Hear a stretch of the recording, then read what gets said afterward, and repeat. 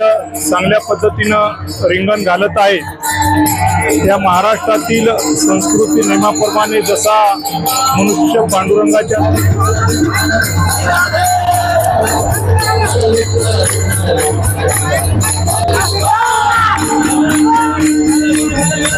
पालखीचं दिंडीचं वर्ष आहे, कशी परंपरा असते काय सांगाल? दिंडीचा एकच उद्देश होता किंवा आपल्या गावातलं व्यसन नष्ट व्हावं या उद्देशाने आम्ही बाहेर निघालो आणि या रानमाळावर आज जे रिंगण झालं तर ते फार म्हणजे 3 वर्षापासून हे मेंढ्याचं रिंगण इथं होत आहे आणि ते मेंढपाळ आम्हाला सहकार्य करतात।